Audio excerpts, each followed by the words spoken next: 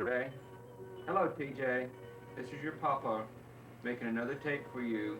And what we're going to do today, tonight, whatever it is I'm going to read you a book called Black Beauty. You see, there it is. That's what we're going to read. It's called Black Beauty. Okay. Now I want you to sit down. Sit down. I want you to be a good boy. Okay? Sit there and let's do a few exercises before Papa starts to read you this book. Turn your neck like this. Yes, that's the way. I told you to sit still now, TJ. I know you're out moving around. Now sit down. I know you. Okay? So now I'm going to read you a book. Are you ready? Okay? So here we go. It's Black Beauty. This is about Black Beauty's early home. And it says, my early home. The very first place that I can remember was a large, pleasant meadow. To start with, I lived on my mother's milk, and as soon as I could eat grass, however, she had to go out to work and come home in the evenings.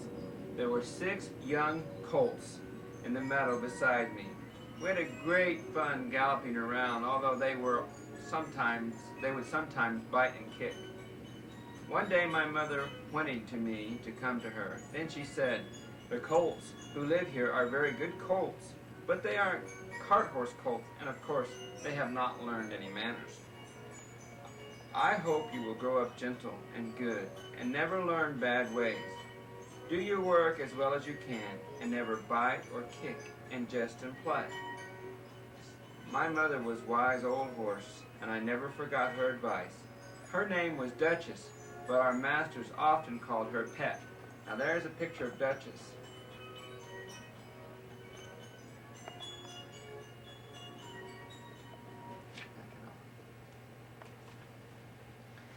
The next story is about Black Beauty's breaking in. It says, I grew older, I grew handsome, he said. I had one white foot and a pretty white star on my forehead. My black coat grew fine and soft. When I was 4 years old, Squire Gordon came to me to look at me. He seemed to like me and said, when he has been broken in, he will do very well. My master said he would break me in himself so that I would not be frightened or hurt. Breaking in means to teach a horse to wear a saddle and bridle and to carry someone safely on his back. He must also learn to pull a carriage or a cart, going fast or slow, just as his driver wishes. He has to learn never to bite or kick, nor to jump at anything he sees. Even with a good master like mine, it was slow work, but at last it was done. Next came iron shoes. That was frightening, but the blacksmith did not hurt me, even when he drove nails through the shoe right into my hoof. My feet seemed stiff and heavy afterwards, but in time I got used to that. Now that I was ready to leave home, my mother said to me, I hope you will fall into good hands. But a horse never knows who may buy him or who may drive him. Some men are kind and thoughtful, like our masters. Others can be cruel. Remember, do your best, whatever happens, to keep up your good name. And there's a picture of Black Beauty getting his new shoes on. Can you see that? Yeah, that's it. See, he's getting his new shoes on, right? Okay, now sit down, because I know you're up and about. This next story from Black Beauty is called Birtwick Park. It was early in May, and a man came from Squire Gordon to take me away to the hall. There I was, taken into a big stable, which had 4 good stalls and a swinging window which opened into the yard. In the next stall to me was a pony called Merrylegs, which the children used to ride. He was a favorite with everyone, and I soon became great friends. There was a stable boy called James Howard, and the coachman's name was John Manley. He had a wife and 1 little child, and they lived in the coachman's cottage very near to the stables. The next day he took me and my new master so that he could try me out. I found that Squire Gordon was a very good rider and kind to his horse as well. When we came home, his lady was at the hall door to greet us. "Well, my dear," she said, "how do you like him?"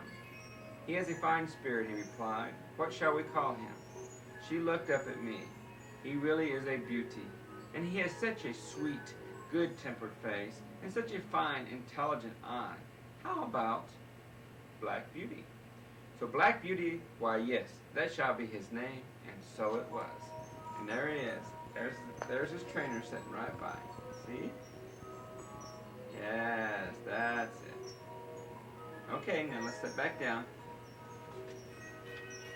Now Ginger. Also in the stable, there was a mare, and she was a chestnut mare, and her name was called Ginger. And although she was a rather bad-tempered horse, you know, like your pony is sometimes, you know how your pony is. Well, we grew quite friendly. Sometimes we went out together in double harness, and then we talked to each other. And she wanted to know all about my early life, and I told her. Then she told me about her life, and it was very different from mine. No one had ever been kind to Ginger. So see, that's a lesson to you. Be kind to your pony, and be good to her, and she'll always love you for that. But after she had been broken in, she was sent to London to a fashionable gentleman as one of the matching pair. There I was driven with a bearing rein, she said, and I really hate it. I like to toss my head about and hold it as high as any horse. But just imagine if you tossed your head up high and had to hold it there for 3 hours on end. That's what happens with a bearing rein. I grew more and more irritable. And then one day, just as they were straining my head up with that rein, I began to plunge and kick with all my might. That was the end of that place. I was sold and went back to the country. Alas, the groom at the new place was rough, so I bit him. I was sold again and come here not long before you did. And it's better here, of course, but for how long? As it turned out, kindness was all Ginger needed. Her bad temper slowly died, and she became quite gentle and happy at Birtwick Park. And there's a picture of Ginger. See? See her there how she holds her head high? Yes. Okay. Sit down for a minute now, TJ. Okay? We'll read one more chapter and then you can take a break, okay? It was on a stormy day, one late autumn day, and my master and John had to go on a long journey on business. I was put into the dog cart, which I always enjoyed.